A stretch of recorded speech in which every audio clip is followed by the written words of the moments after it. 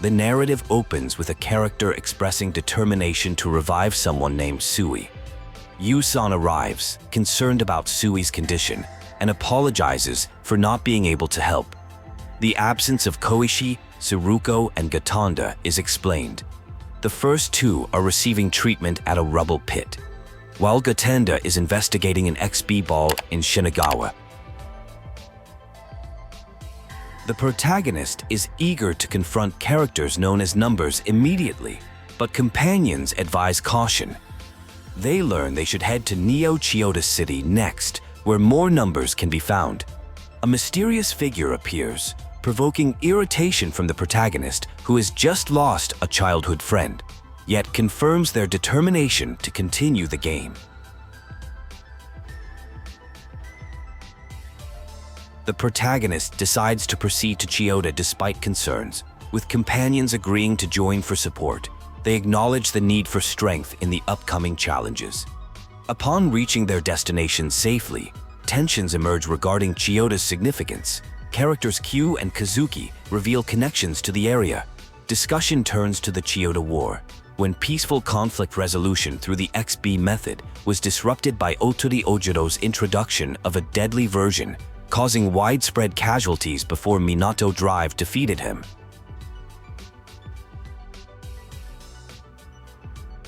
A shocking revelation occurs.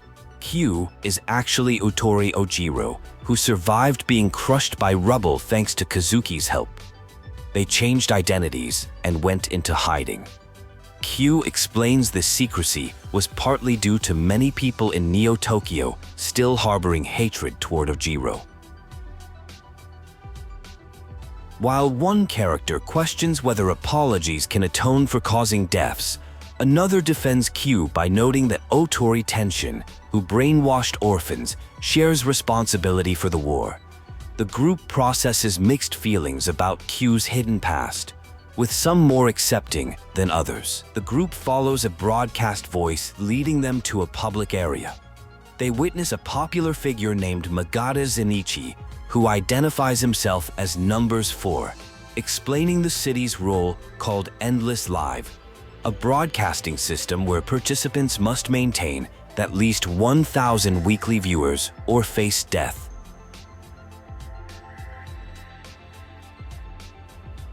The group struggles to understand Magata's system, which functions as the city's role of land. Magata positions himself not as controlling through fear, but as a comrade against Zero. He philosophizes that distribution creates meaningful interaction between broadcasters and viewers, similar to games with winners and losers. A strange conversation unfolds about distributing unknown content to avoid trouble. Two individuals notice something that appears to have concluded. A confirmation of marriage is mentioned, followed by a cryptic statement that although there is no value transfer, death is merely the beginning rather than the end. The scene shifts to reflections about living in a town where Magata exists. The town appears to follow unusual execution laws and special rules. Locals invite newcomers to join a meeting about Magata, insisting there is no higher priority in town than Magata. The newcomers decline, preferring to find others to talk to, and decide to meet with Inoki-san and Saigo-kun near the TV building instead. A tense confrontation occurs with repeated questioning of whether someone wore something, followed by threats to cut someone to pieces. The phrase, "You'll soon find out how wonderful Magata is," gets repeated several times, creating an atmosphere of intimidation mixed with religious fervor. After a successful resolution to the previous confrontation, the scene transitions to a meeting with Inoki, who initially pretends not to recognize the visitors before acknowledging Tsuki, Kazuki, and Matada. They discuss the town's situation, where Magata enjoys unwavering popularity with almost no residents rebelling. Someone identifies Magata as a terribly crazy but smart and popular man who previously worked with the city defense organization. The group decides they need to find ways to break the town's rules despite the difficulty. A hologram of Magata himself appears, apologizing for not greeting them in person. Magata's strange behavior confirms he's an enemy, though he attempts to persuade the group to stop viewing him as such. He speaks of an ideal world and refuses to give up on converting them. The group decides to ignore him and focus instead on finding popular distributors beyond Magata who might cooperate with them. They discover a cute girl in archives of popular distributors whom one of them recognizes as a long-time employee still in Chiyoda. They learn she runs a maid cafe called Hina Cafe in Neo Chiyoda and decide to seek her cooperation, with Mida-san showing particular interest despite claiming otherwise. At Hina Cafe, they're greeted enthusiastically by a maid who performs an energetic welcome. Mita-san becomes emotional, overwhelmed by the maid's cuteness. The maid recognizes one of them as Ojiro-sama, a master she's been waiting for. Both Hinagiku and Akiba Ichinosuke express relief at his safe return. They discuss Ojiro's escape from Chiyoda Castle and struggles with Zero, including near-death experiences and appearance changes. Ojiro inquires about Saizo, who apparently disappeared after Magata became champion. They confirm their plan to challenge Magata, break the town's rules, and become champions themselves. Enigiku, revealed as a popular streamer, agrees to cooperate with their plan. She begins explaining that personality and planning are crucial to gaining popularity on live streams, positioning herself to help them navigate the distribution-centered society while leveraging her existing audience. There's a discussion about cute streaming spots for beginners, including the Buy Spot Farm, a popular channel highlighting beautiful scenery and unique ruins. An old heaven in Neo Chiyoda is mentioned as a fantastic and cute location that would make for great content. A sensitive topic arises regarding the name Ojiro, who is identified as a criminal responsible for starting the Chiyoda War. This causes tension, as followers insist on using honorifics despite being asked to stop, revealing deep reverence toward this figure, referred to as their absolute lord. The scene transitions to a streaming session called Hinagi-kun's Daisy Delivery, featuring a newcomer named Iroha Tsukiyo. They explore a location called Old Heaven, which is described as a famous spot that becomes even more brilliant when featured in broadcasts. The mysterious property of Chiyoda is explained. Things tend to float in the sky. According to researchers, objects that are less recognized or forgotten are more likely to float. This connects to why people who die by land ruins are taken to the sky. A massive floating object is spotted, identified as the Ultra Deluxe Robo, UDX Robo, a city defense mechanism secretly built by Otori Tenshin. This powerful robot contains various functions developed by scientists nationwide, though most of its capabilities remain mysterious.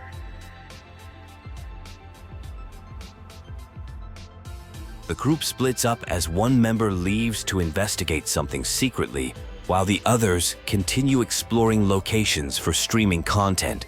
They express determination to find good places to broadcast from. Solo streaming attempts begin in Old Heaven, but with limited success.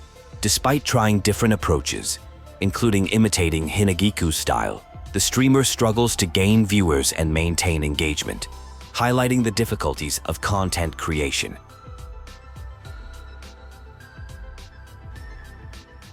A discussion about streaming results reveals vast differences in viewership numbers. While one person managed only around 50 viewers, others claim hundreds or potentially millions. This disparity causes frustration for the less successful streamer. A heartfelt explanation about Neo Chiyoda's troubled history emerges. Under strict viewership rules, desperate streamers took extreme measures to attract attention, destroying property, risking their lives, or exposing other secrets. Some even committed suicide after failing to gain viewers. One character reveals their mission to change the city situation by promoting moral improvement in streaming.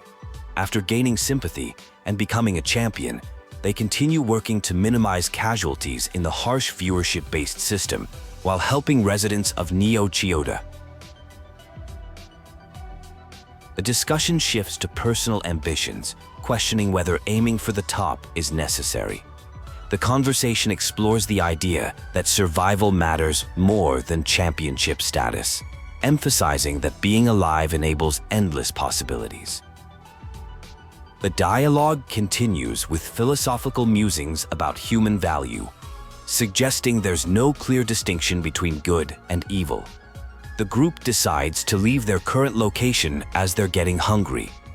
They agree to do a food-related broadcast in the downtown area where many restaurants are located. Suki Channel begins a gourmet broadcast with Neo-Chio, focusing on giant fried chicken. However, Inoki-chan has already eaten the food meant for the video, citing utter common sense that unattended food is fair game. The unplanned mishap actually attracts more viewers than expected, making the stream successful despite the trouble. The focus shifts to a boy, Yo, who is invited to participate in a collaboration stream to increase his popularity. They initiate the collaborative broadcast where Yo Kuronaka introduces himself to viewers. The presence of his guest rapidly increases viewership to over 10,000 people, though they decide to keep it a face-to-face stream due to the overwhelming number of comments. After the stream ends, they discuss Magata's impressive influence and how Yo's popularity has consequently increased. Kazuki joins them, expressing concerns about relying on Magata's help to gain viewers. He questions whether defeating Magata is truly necessary, suggesting potential cooperation to overcome Zero instead. A person reveals they were orphaned during the war and adopted by Magata believers. They pretend to like Magata out of fear their adoptive parents might abandon them otherwise. The group sympathizes with this predicament, recognizing parallels between Magata's methods and those of Otori Tenshin. A dedicated Magata fan shares their observations about Magata's speech patterns, noting specific phrases repeated hundreds of times across broadcasts. This revelation makes some group members uncomfortable, suggesting there might be something manipulative about these repeated phrases. The discussion explores Magata's rise to popularity in Neo Chiyoda following the war. They analyze how Magata exploited people's trauma and fears while criticizing absent figures like Otori Tenshin. The remnants of the Otori family are revealed to be hated and used as scapegoats, serving as convenient targets for redirecting public frustration.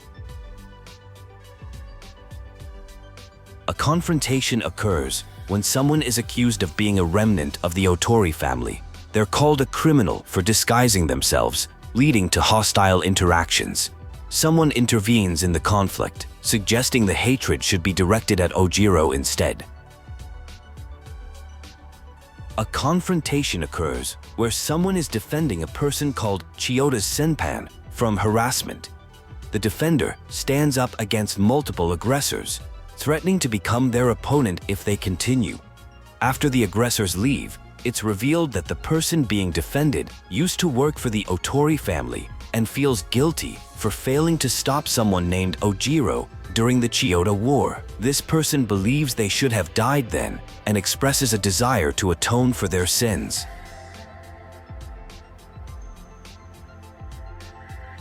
The scene shifts to a shop where someone meets a clerk they hadn't noticed before. The clerk mentions usually working with Nagisa-chan and notes that the customer was a newbie when first visiting. A discussion follows about residents' opinions regarding someone named Magata, with the point being made that not everyone in town supports Magata. A heated debate ensues about Magata's trustworthiness. One person named Ryo believes Magata isn't hurting people and defends them, mentioning that an orphan girl was cared for thanks to Magata. Another person named Kazuki considers Magata an enemy as a member of the numbers. Ryo suggests cooperating with Magata and other numbers to defeat someone named Zero, making XG unnecessary, causing tension in the group. After Rio leaves the group, the others discuss giving him time to think rather than persuading him immediately. They express concern about his worsening mood and worry he might do something unwise. They decide to locate him and check on him later. Rio reflects on his hasty departure and recognizes the challenge of confronting a group called Trash while cooperating with Magata. Later, Rio encounters Magata, who claims to be a scientist studying human life and death. Magata suggests there might be hope for resurrection similar to what Zero can do, exciting Rio, who believes this information could change others' perceptions of Magata. A conversation about Magata reveals they were an excellent researcher with a strong interest in death and the afterlife. This unusual fascination makes some people uneasy. Meanwhile, Rio has broadcast a message asking his friends to meet at the top floor of Magata building, having fully aligned with Magata, who speaks of stopping the return of hell together. A group approaches cautiously, fearing traps. They encounter someone named Saizo, who is revealed to be a missing skilled hacker. Saizo now works for Magata, having abandoned his loyalty to his former master Ojiro, who left town. This betrayal upsets others, particularly someone named Hina, but they are advised to leave Saizo to someone else while they hurry to reach Rio before he becomes more influenced by Magata. A serious discussion begins between Kazuki and others regarding cooperation with someone named Magata. Kazuki firmly refuses to trust Magata despite pressure. The conversation reveals philosophical differences about human nature, with Magata's perspective described as universally appealing but ultimately untrustworthy. The debate centers around whether sacrifices are necessary for peace, with one side believing Magata might solve problems fundamentally, while others remain deeply skeptical. A dramatic revelation occurs as someone threatens to expose Magata's secret. The conversation takes a confrontational turn with accusations about someone being a criminal who turned the city into hell. The person acknowledges past sins and expresses determination to defeat their opponent, suggesting a personal redemption arc. This appears to be building toward a major conflict or public disclosure. A public announcement is made to the people of Neo-Chioda by someone named Q, who reveals themselves to be Otori Ojiro, the person who previously caused the city's destruction. They declare they've returned not to rule again, but to expose the city's current false happiness, pointing to specific examples of suffering. Ojiro vows to defeat Magata Zenichi and reveal their true identity, effectively turning the city's residents against himself. A challenge is proposed to settle matters through a competition called XB with high stakes. If one side wins, the Trash must cooperate with Magata. If the other wins, Magata must leave. They agree to broadcast the competition publicly. Side conversations reveal concerns about the difficulty of winning against opponents who are worshipped like gods, but there's determination to expose suspicious elements and defeat Magata. Investigations uncover that someone is secretly using the UDX robot that should have been deactivated. There's recognition that one crucial piece of evidence is still missing to reveal the complete truth. Public opinion about Ojiro appears mixed, with some viewing him positively, while others harbor deep resentment for past actions. The situation builds toward the upcoming XB competition that will determine Neo-Chioda's future. A final confrontation between Ojiro and Kuronaka reveals their fundamental disagreement. Ojiro warns that Magata's peace is false and built on hidden sacrifices, while Kuronaka believes Magata offers a way forward without fighting. Despite pleas to return, Kuronaka refuses, committed to his path. The disagreement centers on what constitutes truth and whether they should compromise their ideals. The tension culminates as they prepare for the decisive XB competition.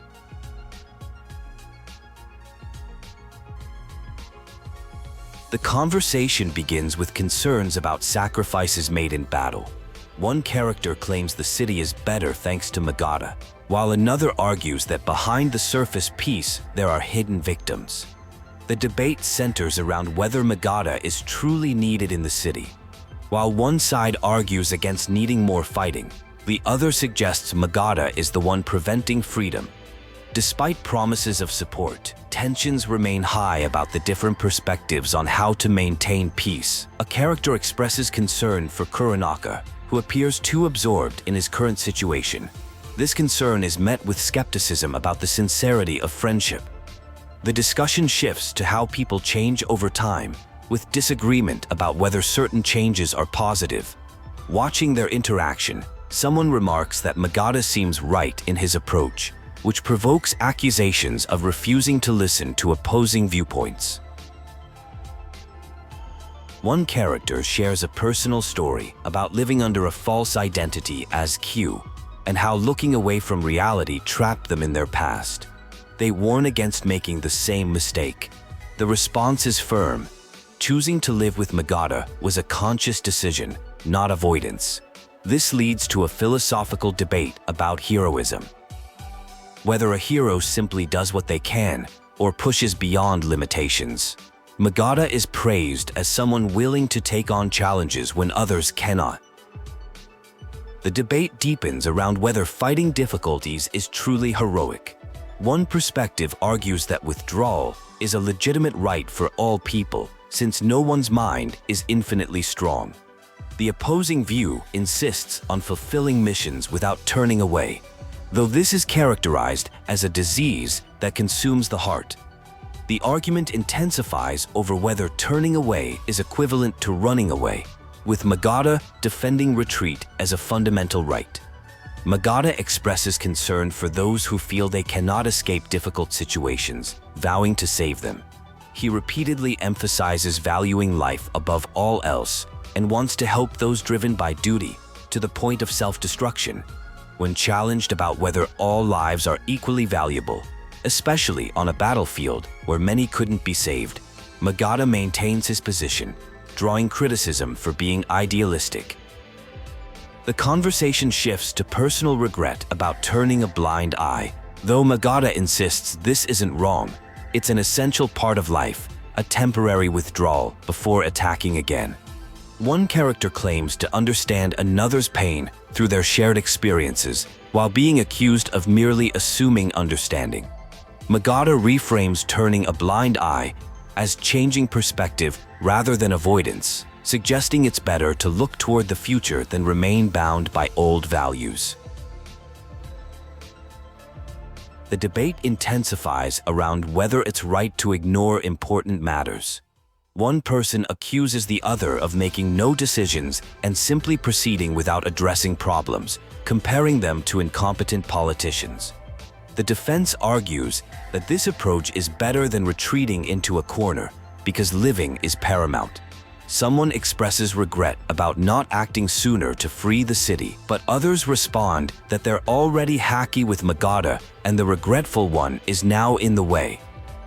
Magata is praised for considering the weak and promoting the idea that turning a blind eye is sometimes the path to survival. The discussion continues about whether consciously choosing to look away can still be respected, if done with strong conviction rather than mere thoughtlessness. Some claim that ignoring past misdeeds effectively erases them, suggesting this approach undermines the city's security for personal convenience. After apparent victory, communication issues arise with Magata, who is criticized for not appearing in person, but using a temporary body. Questions emerge about the authenticity of leadership without physical presence. Magata defends this approach, stating that direct physical interaction isn't necessary for meaningful communication and trust. The debate shifts to whether genuine concern can be conveyed regardless of physical form. Magata explains his motivation, helping pessimistic townspeople affected by past wars to embrace life through his distributed messages. This claim is challenged as deceitful, with accusations that Magata is merely interested in observing death. When questioned about the importance of face-to-face communication, Magata insists that even through his artificial body, he faces people with sincerity. The conversation concludes with observations about virtual streamers and contradictions in Magata's approach to authenticity. A philosophical discussion begins about virtual streamers and their existence in the world. There's debate about whether characters with specific settings exist in the same world as their audience, with some arguing that accepting these settings makes the content more enjoyable, while being overly critical might reduce the longevity of such content. The conversation shifts to someone named Magata, who hasn't been appearing. One person defends Magata, believing there must be a legitimate reason for their absence, while another suggests this blind faith is problematic. The defender insists they've made a calm decision to trust Magata, having been saved by Magata's streams regardless of whether it's just a portrait. A troubling possibility emerges that Magata might not be a real person, but could be using data to stream instead of appearing personally. This contradicts Magata's claim of always being on the side of people, causing distress to loyal followers who refuse to believe these accusations. The discussion turns to the evolution of human communication. While animals produce endorphins through physical touch to strengthen bonds, humans have evolved beyond this primitive habit through civilization and technology. Modern streaming represents an advanced form of human connection that doesn't require physical presence. Magata's purpose is revealed, helping desperate, worried people survive by being a listening presence regardless of physical form. This mission contrasts with a more traditional view that in-person meetings are essential for genuine connection, as exemplified by fans who want to meet performers in person. The confrontation reaches its climax. Magata claims to have earned people's trust through streaming, regardless of appearance. However, when challenged to prove genuine connection by naming followers, Magata can only use generic terms like boy, lady, and master, raising serious doubts about the authenticity of interactions. Evidence mounts that Magata might be using automated responses, repeating the same phrases during streams. Investigation reveals unusual data in a UDX robot and Magata's strange interest in the afterlife, leading to a startling conclusion. The shocking truth is revealed. Magata is already dead. Magata confirms this, explaining that as a researcher fascinated by death, they chose to die to explore the afterlife, leaving behind personality data and holograms to maintain the appearance of being alive, all while pursuing knowledge of death and life. This revelation devastates followers who trusted Magata's teachings about meaningful living. Magata dismissively states that people are easily confused and just need a leader, regardless of whether that leader is dead or alive. This callous attitude reveals Magata was merely manipulating believers for personal interests. As viewership grows, a challenger confronts Magata's legacy, declaring that history is made by the living, not the dead. The battle represents a choice between being led by the living, who create history, or the dead, who manipulate from beyond. The challenger defeats Magata's influence, promising to guide the city toward true peace. A character claims victory over Magata, who is now deceased. They express amusement at discovering Magata's deception and announce plans to change the city rules to XB. They encourage someone to visit the next city and do as they please. Someone realizes their mistake in following Magata's words. Another character empathizes, suggesting they might have been similarly deceived if not for Kazuki and others. They reassure that the city would eventually have been destroyed anyway, and Magata's distorted ideas were exposed thanks to them. The scene shifts to Ichinosuke and another character discussing ninja stereotypes and identity. Their conversation reveals that Saizo was actually a spy sent to infiltrate Magata's organization. It was a strategic mission kept secret from Hinagiku, a popular streamer who might have compromised the operation. Saizo explains how their mission ended with mixed results. They had discovered the suspicious UDX robot and attempted to break through its protection, but an unknown account called Neon took over their terminal. Despite this setback, their work proved helpful to the group.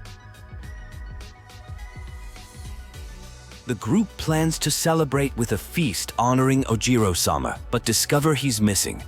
After confusion about his whereabouts, they learn he's gone to the infirmary and will meet them later. A character discusses with someone about the town's future. XG is satisfied with the outcome, as viewership for the recent XB broadcast exceeded expectations. However, one final task remains, stopping what tension left behind. There's concern about people still following Magata and potential violence. Oshiro is revealed to have a fatal wound but prioritizes completing a mission over treatment. Despite being questioned about sacrificing for people who hate him, Oshiro insists it's his duty and worthwhile. The UDX robot is activated to move to a Terra control board for power upgrades. Someone declares themselves the ruler and acknowledges similarities with Magata, both being from Chiyoda, and rejects the concept of a reborn world. A character appears to be dying from blood loss with only minutes left. Despite this, they find satisfaction in dying as Prince Hotori, suggesting a reclaimed identity. Though frustrated by death, they seem at peace with their fate. The group waits for dinner, discussing the town's surprising lack of confusion after recent events. Kazuki arrives with news of trouble in Old Heaven, possibly involving Q. When Q finally arrives, something seems off about them. A shocking revelation occurs when Q asks who Ojiro is, claiming their own name is Q. This causes distress, particularly for Kazuki, who confronts Zero about what happened to Ojiro. Zero reveals they resurrected Ojiro after his death, but in the process, Ojiro forgot his identity. They explain Ojiro had been tormented by guilt, changed his name, and ran from his past. The summary ends as Zero begins explaining more about Ojiro's situation.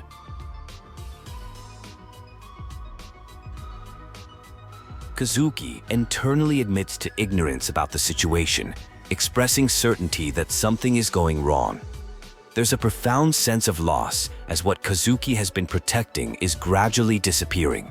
Despite this ongoing loss, Kazuki feels unable to stop moving forward, suggesting a painful progression that requires continued sacrifice.